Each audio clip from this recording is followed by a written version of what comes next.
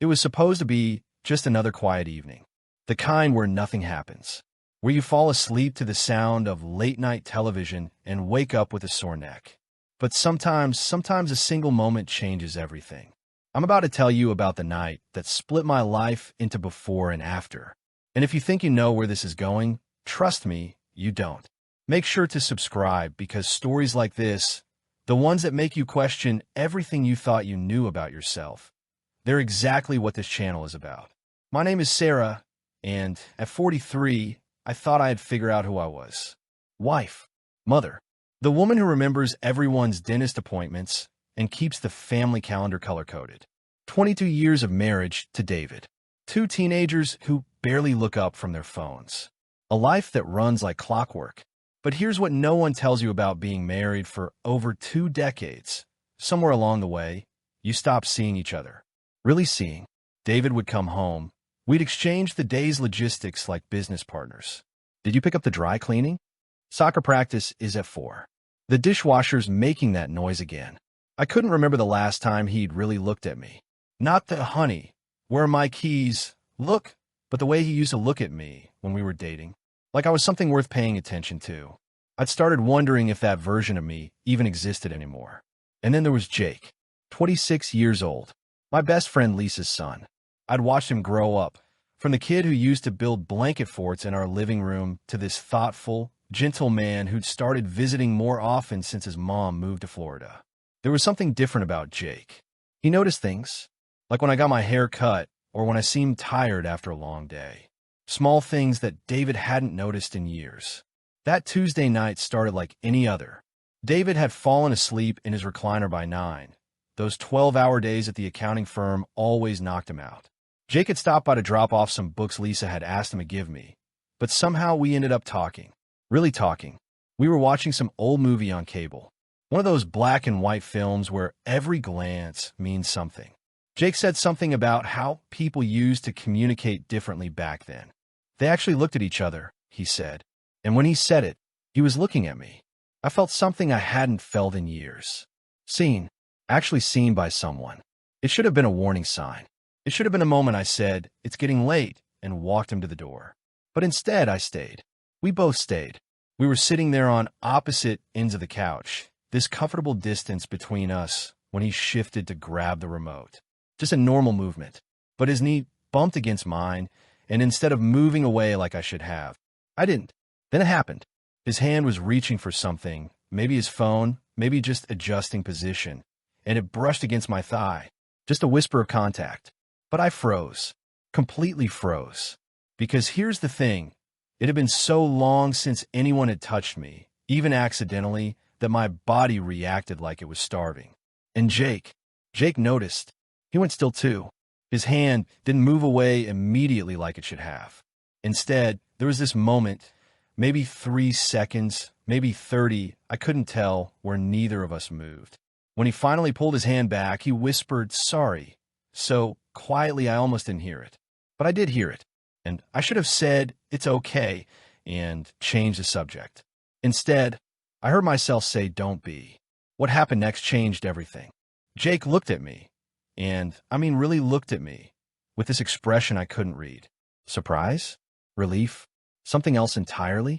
And before I could lose my nerve, before I could remember all the reasons this was wrong, I reached over and touched his hand. It was just fingertips at first. Just this tiny connection.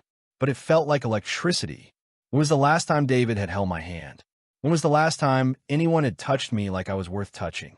Jake turned his palm up, and I placed my hand in his. We sat there for what felt like hours, not talking, just connected. My wedding ring caught the light from the TV, but I couldn't bring myself to care. The worst part? It felt right. More right than anything had felt in years. And that terrified me. We started talking in whispers, like we were sharing secrets. He told me about feeling lost after college, about wondering if he'd ever find someone who really understood him.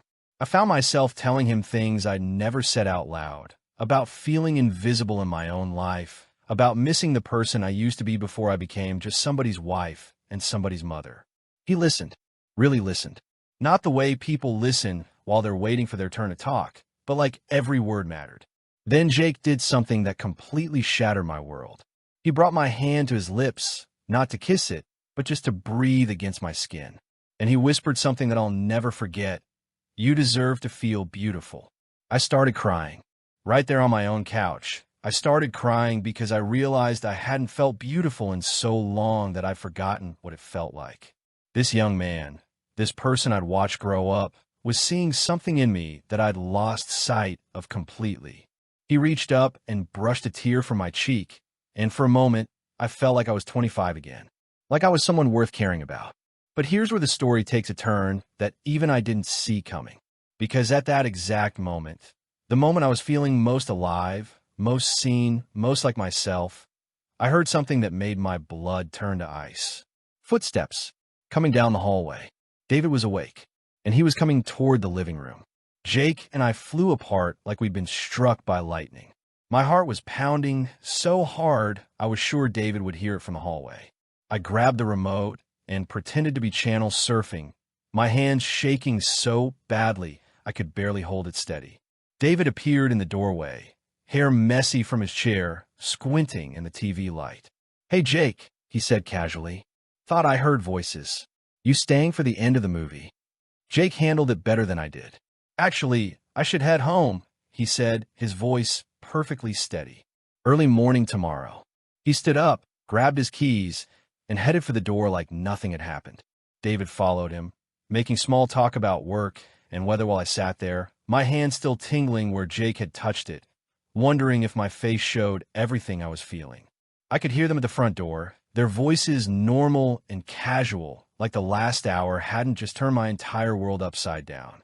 After Jake left, David settled into his recliner and picked up the remote.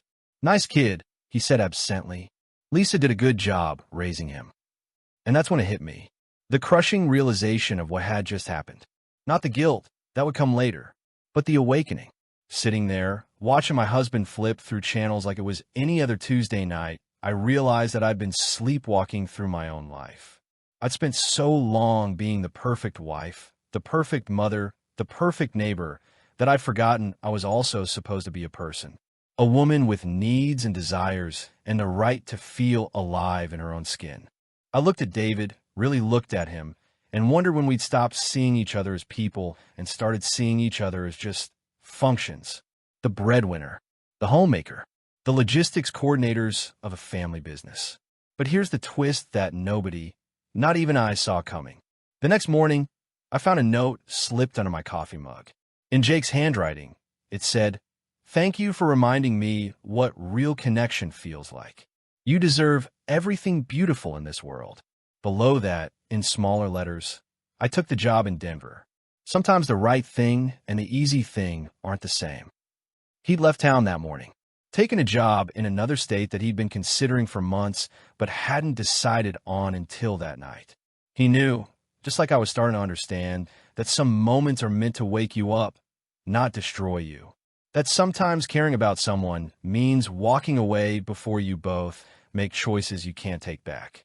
I sat there with that note, my coffee getting cold, and felt something I hadn't felt in years. Grateful. Not guilty, not ashamed, but grateful. Because Jake had given me something more valuable than a moment of physical connection. He'd reminded me that I was still a person worth knowing, worth seeing, worth caring about. That was 6 months ago. David and I started counseling. Real counseling, where we talk about more than grocery lists and soccer schedules. We're learning to see each other again, really see each other. It's not easy. Some days we feel like strangers, try to remember why we fell in love.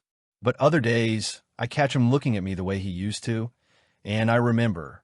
I told him about that night. Not everything, but enough. About feeling invisible. About missing the connection we used to have.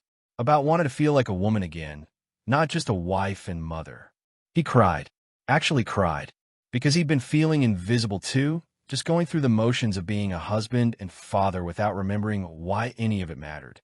Jake and I never spoke about that night. He sent a Christmas card to the family, asks about the kids and his messages to his mom. But we both know that 3 minutes on a couch changed both of our lives forever. He learned that he could connect with someone in a way that mattered. I learned that I was still someone worth connecting with. Sometimes people ask me if I regret it, if I wish it had never happened. And honestly, I can't regret something that reminded me I was still alive, that showed me I deserved to feel seen, valued, beautiful. Yes, it was complicated. Yes, it could have ended badly, but it didn't. Instead, it woke me up. It saved my marriage by showing me what we were missing. It reminded me that underneath all the roles I play, wife, mother, employee, friend, I'm still Sarah. I'm still someone with dreams and desires and the right to feel fully alive. Because here's what I learned. We're all just one moment away from remembering who we really are. One touch, one look, one conversation away from waking up from the life we're sleepwalking through. The question is, what are you going to do when your moment comes? Will you let it pass by, or will you let it change you? If this story made you think about your own life, your own moments of awakening, let me know in the comments. And if you want more stories about real people navigating the complicated truth of being human, well, you know what to do.